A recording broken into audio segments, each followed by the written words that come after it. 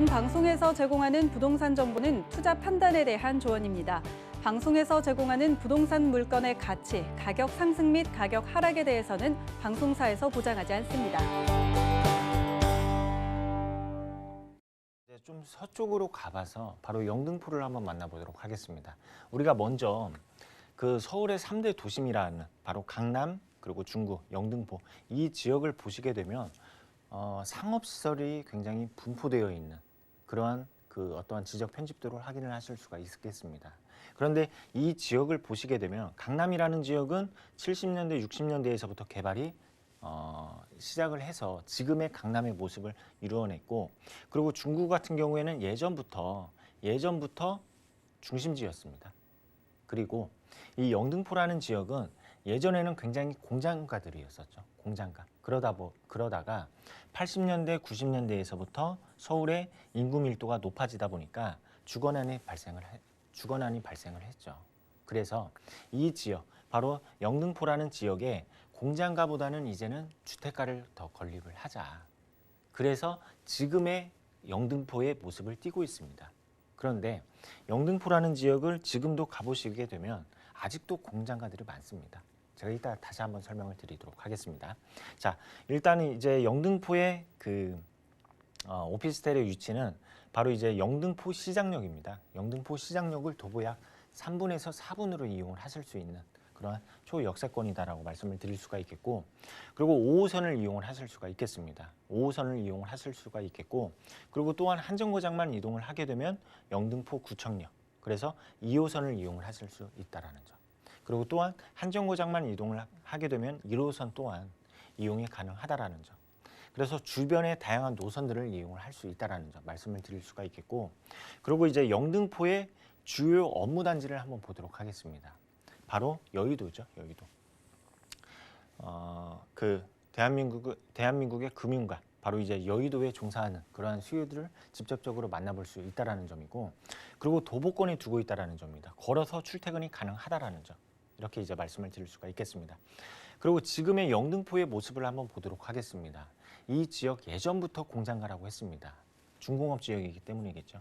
중공업 지역이기 때문에 예전부터 공장가였다가 그러다가 서울의 인구 밀도가 높아지다 보니까 이 지역에 주택가들이 계속해서 생겨나고 있습니다. 그런데 아직도 저밀도의 어떠한 공장가들의 모습을 지금도 이렇게 항공사진으로 확인을 하실 수 있다는 점이죠. 그래서 이곳이 중공업 지역은 사실 공업 지역입니다. 말 그대로 공업.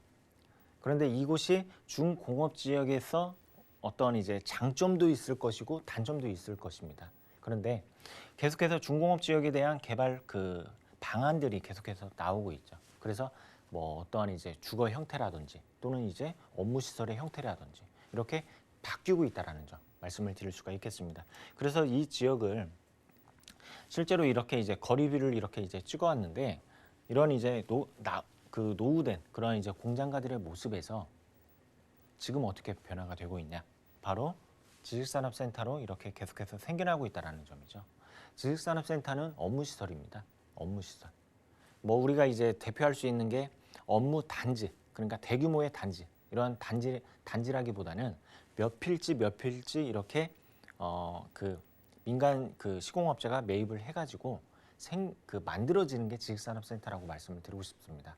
그래서 대규모의 단지보다는 소규모의 이런 업무시설이 들어선다라는 점이죠. 그래서 영등포에는 이런 이제 여의도의 업무단지뿐만 아니라 이 지역 안에서 바로 이제 영등포의 지역 안에서 이런 이제 지식산업센터가 계속해서 생겨나기 때문에 직장인에 대한 수요가 계속해서 늘어나는 지역이다라고 이렇게 정리하도록 하겠습니다. 네, 지금 영등포의 지도를 보고 느끼셨겠지만 아직도 공장가가 많거든요. 그 뜻은 이 개선의 여지가 크다는 뜻일 텐데 어떻게 바뀌게 될까요?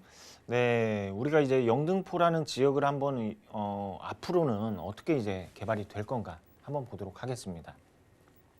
자, 계속해서 이제 영등포에 대해서 주목을 하고 있는 게 바로 이제 국회대로 지화 사업이죠. 지금 이 구간 같은 경우에는 굉장히 교통난이 심한 도로 중에 하나입니다. 그래서 지화를 시키고 그 지상부에는 공원화를 시킨다라는 점. 영등포에는 대표할 수 있는 공원이 없습니다. 마땅히 없습니다. 이러한 이제 공원화를 시키고 그리고 교통 정체도 해소를 하고 그리고 또 한 가지는 서부간선 도로 역시 지하화를 시킨다라는 점이죠. 자, 국회대로와 서부간선 도로는 이미 착공에 들어갔습니다.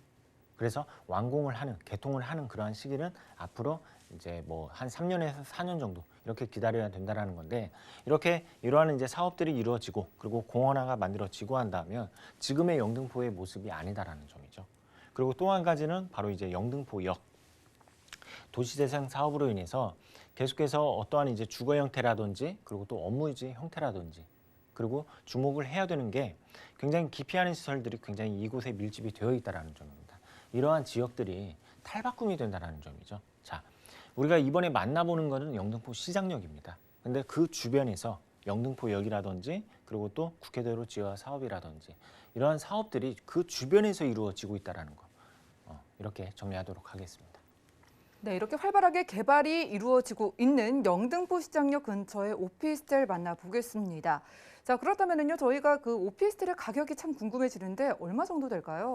네, 이번엔 투룸의 가격을 한번 알아보도록 하겠습니다. 매매가로는 3억 1,500에서부터 3억 4,500만 원이고 그리고 전세 예상가로는 3억 500에서부터 3억 3,500만 원. 그래서 실제 투자 금액이 1,000만 원이다라는 점. 그리고 월세 시에는 보증금 3천에 월세 90만 원이고 대출을 안고 투자를 하신다면 실제 투자 금액으로는 1억 4,500에서부터 1억 6천만 원이 예상이 되고 있습니다. 네, 가격 확인하고 왔습니다. 지금 보니까 아직은 주택이 좀 부족한 것 같은데 전략 좀 세워주시죠. 네, 전략 세 가지로 한번 짜보도록 하겠습니다. 첫 번째로는 지역 내 신규 업무 시설이 계속해서 생겨난다는 점. 그래서 직장인 수요가 계속해서 늘어난다는 점. 꼭 기억을 하시면 좋을 것 같고 그리고 두 번째로는 대규모의 정비 사업이죠. 바로 신길 뉴타운, 영등포 뉴타운 사업.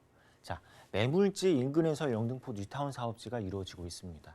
대규모의 대규모의 그 주거 단지가 생긴다라는 점이죠. 아파트 단지가 생긴다라는 점입니다.